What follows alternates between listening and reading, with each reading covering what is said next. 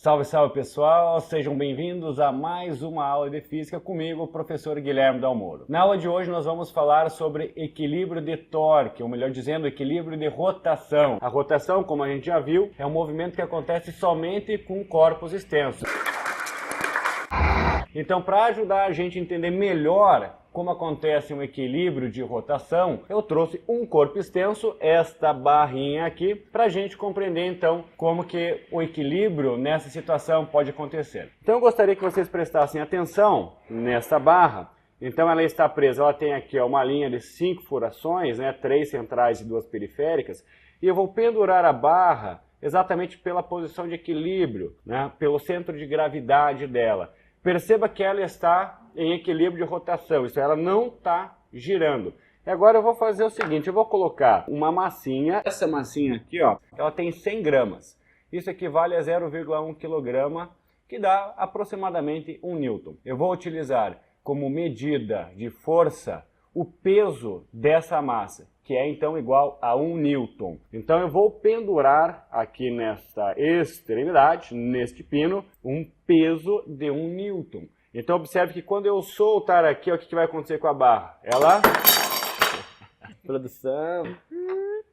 Então observe que quando eu soltar a barra, você vai perceber que ela vai girar, porque essa massinha aqui, o peso, melhor dizendo, dessa massinha, está fazendo uma força para baixo. Como nós temos uma força e uma distância em relação ao eixo de rotação, essa força vai aplicar um torque e vai produzir uma rotação. Então ela rotaciona a barra. Bom, o que eu tenho que fazer então para que ela não rotacione? Tem que produzir um torque equivalente. No caso, eu estou produzindo aqui com o meu dedo. A questão é que eu não consigo medir esse torque. Então eu vou colocar uma outra massinha aqui, na outra extremidade, e você vai perceber que equilibramos o torque. Então, o torque aplicado pelo peso dessa massinha é igual ao torque aplicado pelo peso da outra massinha. Consequentemente, nós temos o equilíbrio de rotação estabelecido. Agora, vamos nos perguntar, será que eu conseguiria equilibrar uma massinha com duas outras massinhas? Isto é, se eu pendurar uma outra massa aqui, será que eu vou conseguir equilibrar? Se eu soltar, eu acho que obviamente você vai perceber que vai rotacionar. Eu vou colocar essa massinha aqui um pouquinho mais próxima aqui, Vou colocar no terceiro buraquinho. Você vai ver que ela ainda não estabiliza. Ela ainda está em desequilíbrio de rotação. Eu vou aproximar mais um pouquinho e tá lá. Equilibrou. Por que equilibrou? Porque aqui nós temos o torque aplicado por uma força de 1 Newton. Esse torque então é igual à força vezes a distância. Vamos imaginar que cada buraquinho aqui tem uma unidade de distância igual a 1. Então aqui eu tenho um furinho, 2, 3, 4. Mais uma vez, eu vou fazer com os meus dedos para você enxergar aqui. Aqui eu tenho uma unidade de distância, 2, 3, 4 unidades de distância. Como é que fica o torque aqui? É 1 Newton vezes 4 unidades de distância. Então vai dar 4. E aqui nós temos 2 newtons e quantas unidades de distância? 1 unidade, 2 unidades. Quanto é que vai dar o torque? 4. Então nós temos um torque de 4 de um lado e o torque de 4 do outro lado. Então o que nós vamos perceber é que para que haja equilíbrio de rotação, nós temos que equilibrar os torques. Então vem aqui para a mesa que eu vou mostrar isso agora na teoria. Muito bem, pessoal. Então vamos falar sobre equilíbrio de rotação. Quando acontece o equilíbrio de rotação, conforme a gente viu? Quando os torques são equilibrados. Isso significa que quando a soma, o somatório dos momentos, o momento é um vetor, a gente vai trabalhar só com o sinal dele, Quando a soma dos vetores for igual a zero, nós temos então o equilíbrio de rotação. Então esse símbolo aqui é o símbolo de soma. Logo, quando a soma do torque da força 1 com o torque da força 2, com o torque da força 3, com o torque da força até a força n for igual a zero, nós temos então satisfeita a condição de equilíbrio de rotação. Então vamos para este exemplo que está aqui. Então nós temos a nossa barra aqui, o suporte, a haste suporte, a nossa barra. E nós temos, se você olhar aqui, uma carga de 1 Newton. Então, nessa extremidade, vou colocar aqui. Então, nessa minha extremidade, nós temos uma força de 1 Newton. Então, eu estou aqui no primeiro, segundo, terceiro, quarto furinho. Olha aqui, quarto furinho. E eu tenho duas massinhas no segundo furo. Então, nessa posição aqui, ó, do outro lado em relação ao eixo de rotação. Então, vamos desenhar aqui as duas massinhas, tá? Então, aqui eu vou chamar de massa A. A massa A tem um peso PA de 1 newton, né? E o peso PB, aqui é a massinha B, o peso PB é igual a 2 newtons. Você pode observar que eu fiz uma marca bem forte aqui em vermelho. Essa marca aqui, ó, representa o nosso eixo de rotação. É muito importante que você sempre defina, sempre saiba onde está o eixo de rotação, porque a distância da força sempre é em relação a esse eixo. Tá? Então você tem que definir o braço de alavanca. O braço de alavanca, né, ou a distância D, que a gente chama, é a distância do ponto de aplicação da força com o eixo de rotação, onde a barra rotaciona.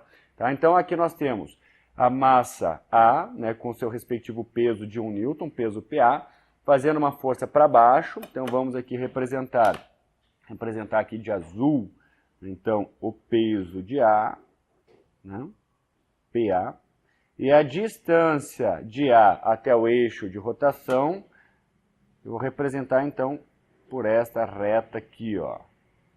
Observe que nós temos um espaçamento de 1, 2, 3, 4. Então eu vou contar um segredo para vocês. Eu falei que a unidade de distância era 1, mas na realidade cada espaçamento entre dois buraquinhos, né, que estão adjacentes, um do lado do outro, é de 5 centímetros. Então nós temos ao todo aqui, ó, 5, 10, 15, 20 centímetros. 20 centímetros é igual a 0,2 metros. Então a distância DA é igual a 0,2 metros. Né? Com isso a gente pode calcular o momento, né, o torque dessa força. E do outro lado, nós temos essa força aqui, PB. Né? Observe que essa força PB, ela é maior, porque são duas cargas, 2 newtons. Então, o vetor PB eu já estou fazendo maior, obviamente, aproximadamente o dobro. Né? Faz sentido o vetor ser um pouquinho maior. E a distância DB, então você vai perceber que ela é menor. Então, essa distância DB, ela é uma distância de 2 espaçamentos entre 2 furinhos sucessivos, né, adjacentes. Esse dB, então, é igual a 0,1 metro. Então, eu vou calcular o torque dessas duas forças. O torque da força A e o torque da força B. O torque provocado por essa massinha que eu chamei de A e o torque provocado pelo peso dessas duas massinhas que eu chamei de B. Então, a primeira coisa que eu vou falar, a primeira coisa que eu vou calcular é o momento de A. Esse momento, então, vai ser igual à força FA vezes a distância dA. O momento dA é igual à força que vale 1 newton vezes a distância dA, que vale 0,2. Isso vai dar 0,2 newton metro. Então, este é o valor do momento de A. Isto é, este é o valor do torque desta massa aqui. Vou fazer o mesmo agora, vou calcular o momento de B. O momento de B é igual à força FB vezes a distância dB. Né? Isso é igual, então, a FB vale 2 newtons e a distância dB é igual a 0,1. 2 vezes 0,1 é também igual a 0,2 newtons metro. Daí você vai fazer a seguinte pergunta. Tudo bem, professor. Eu cheguei que os dois torques são iguais. Os dois são iguais a 0,2. Mas se eu somar 0,2 com 0,2 vai dar 0,4. E você falou que a soma tem que dar 0. Aí vem a característica vetorial do momento, a característica vetorial do torque. Porque o torque é um vetor e, consequentemente, ele tem direção e sentido. Vamos explorar qual é o sentido, então, do torque. Quando o torque produzido por uma força tem um sentido anti-horário, ele é positivo. E quando o torque produzido por uma força tem sentido horário, ele é negativo. Então agora a gente tem que dar uma analisada aqui, ó. A força A, o peso A, produz um torque positivo ou negativo. Então, para perceber isso, ó, observe que esta força, ela impulsiona a barra a rotacionar, a ser rotacionada no sentido anti-horário, no sentido contrário do ponteiro do relógio em relação ao eixo de rotação. Existe uma regra muito prática que ajuda você a entender isso. Se você fizer a rotação com os seus 4 dedos e colocar, né, o polegar para cima, você vai perceber que ele é positivo. Então, olhando aqui, ó, olhe por cima aqui, você vai ver que o peso PA, ele gira, né, ele faz uma tendência de rotação no sentido anti-horário. Olha o dedão aqui, ó, positivo. Se você fizer agora com o B, né, se você fizer a regra da mão direita, né, que a gente chama, com o peso de B ao redor desse eixo de rotação, você vai perceber que o teu dedo, né, o polegar, vai ficar para baixo, negativo. Então aqui a regra da mão direita é negativa, sentido negativo. Aqui é positivo. Tá? Então vamos aplicar isso aqui na nossa situação para finalizar então essa aula. Muito bem. O momento dA desta força, ele é positivo. Então eu vou escrever assim, o momento de A é igual a mais 0,2 newtons metro. E o momento de B, se você observar novamente, ele é negativo.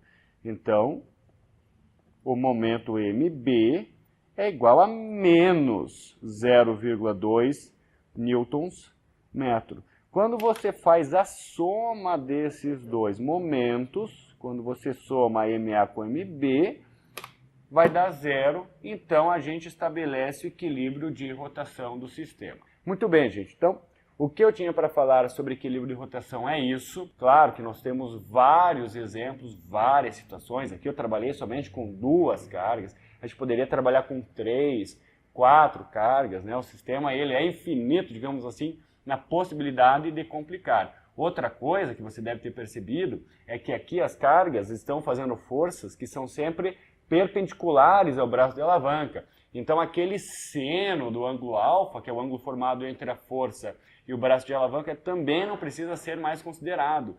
Então nessa situação a gente tem várias simplificações, mas ela é muito interessante para você perceber como que a gente pode determinar o equilíbrio de rotação numa barra. A partir daí é só você aplicar essas condições, aplicar esses princípios que com certeza você vai conseguir resolver os exercícios e entender melhor aquilo que você está vendo aí no equilíbrio de rotação. É isso, eu espero que vocês tenham gostado da aula de hoje, que vocês consigam fazer os exercícios e até a próxima aula.